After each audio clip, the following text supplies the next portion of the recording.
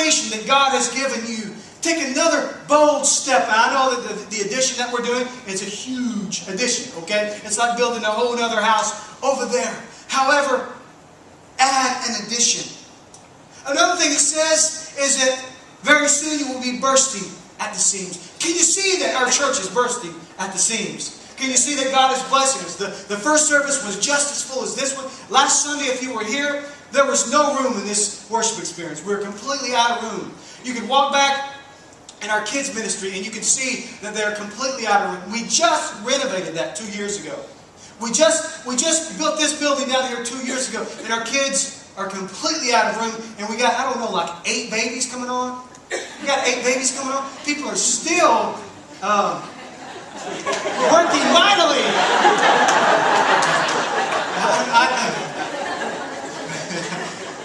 We'll build one way or another. We're going to build a church. But I mean, our church is growing in every single ministry. You go down and on Wednesday night, if you're a part of our post youth, just go down and view that. We have a minimum on Wednesday nights of 50 kids. Sometimes we have upward of 70. When they get about, they are completely out of room. There's not enough room to completely fulfill that ministry. We continue to grow. We are bursting at the seams. Now is the time to do what God has called us to do. If you believe that, say yes. Yes. Here's something that really stood out in this verse. The second part of that verse really got a hold of my heart. Although I've read it several times, this time really, I think sometimes when you're praying and you're asking God about things, God will bring a particular part of a verse out and really set it in front of you. I think that's what He did here. The second part of that verse says, your descendants will take over other nations and live in their cities. I got to thinking about how in the last 3 years, the opportunities that have really come to the forefront of this ministry for us to do ministry in other parts, in other worlds.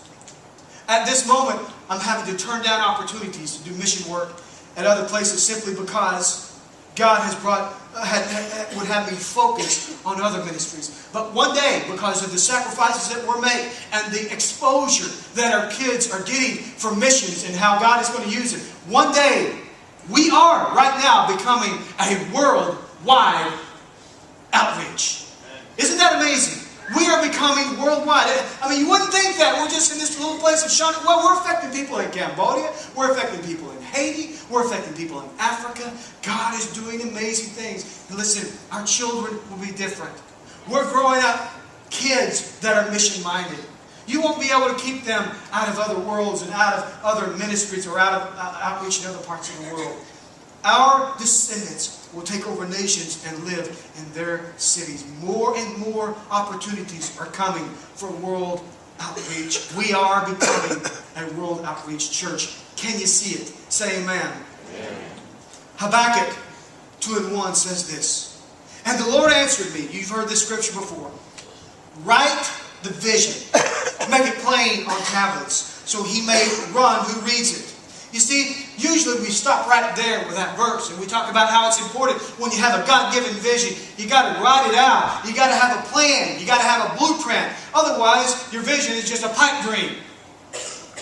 You got to have a plan to back up a vision. And that's important. But this second part of the verse really stood out to me. It says, for still the vision awaits its appointed time. I believe that the reason that God didn't move quicker over the past 10 years, and if you're pastoring or if you're leading this thing, it seems that you spend so much time waiting on God. Waiting on God. Come on, God. Come on, God. You got to move. You got to move. But I believe that the past 10 years, it was not our appointed time. But now is our appointed time. I want you to say that. Now is our appointed time. Say it. Now is our appointed time. 5 years ago was not our appointed time. 3 years ago was not our appointed time. But now is our appointed time. It says this about the vision. It hastens or it hurries to the end. It will not lie. If it seems slow, wait for it. Everybody say, wait for it. You gotta say it up with a voice of flesh. Wait for it. You gotta wait for it sometimes. And I feel like I've been waiting for it and waiting for it. Maybe you feel like that in the area of volunteerism. Maybe you feel like that in your life. that you felt like God was supposed to do something a few years back. Well, I want to tell you something. The reason that God did not move in that area that you were believing Him in, maybe it was because it was not the appointed time. God doesn't give us hopes and dreams to frustrate us. I felt like that before. God, you gave me all these dreams. You gave me all this vision about a church. And you put me here. And you're just like, well, let's show Travis what he can never have for all of his life. Let's be cruel. No, what happens is, it takes some time. And God has an appointment. He has a destiny appointment for all of our lives. And if it takes some time, there's a reason why you need to wait for it.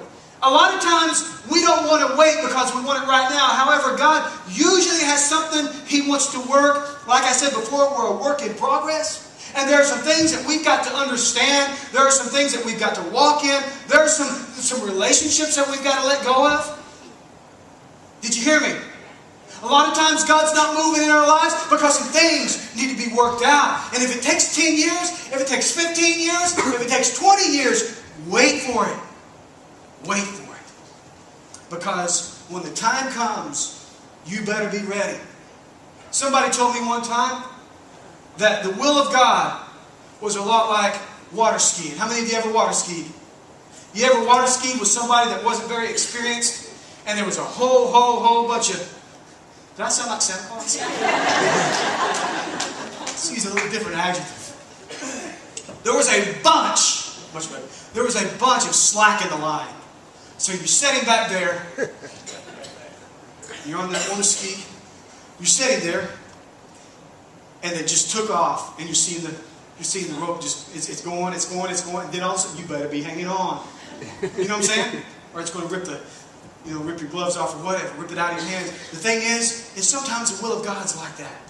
It's like you're waiting for it, It's happening for everybody else. They got up out of the water, they're gone. You're just waiting, when's my time coming? Listen, it's not time.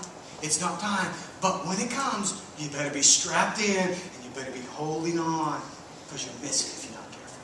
I believe that we are in a season where God is about to do something big and bold in our lives. Isaiah 55:8. Here's something this is a scripture that I think God personally gave to me.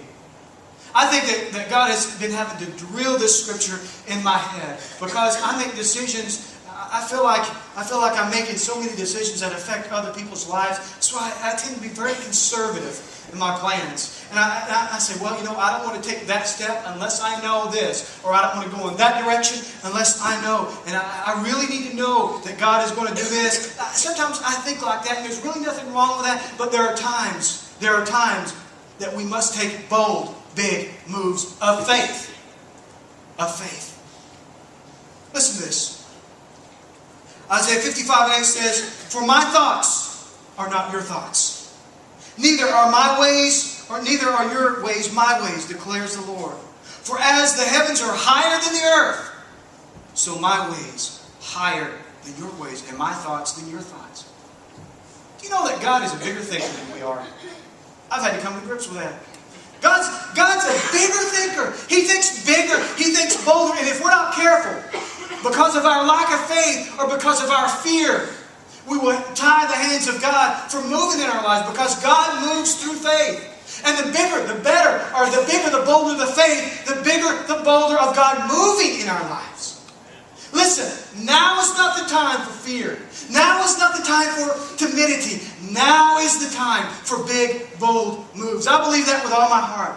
I believe that God is going to do some things in your life that are big and that are bold. I believe before we do it here, I believe that before God moves in this church, He must move in your lives. If God does not provide you with resources, if God does not provide you with faith, there's no way that we can do this because all of this happens because of you. So God must move mightily in your lives. Don't be thinking somebody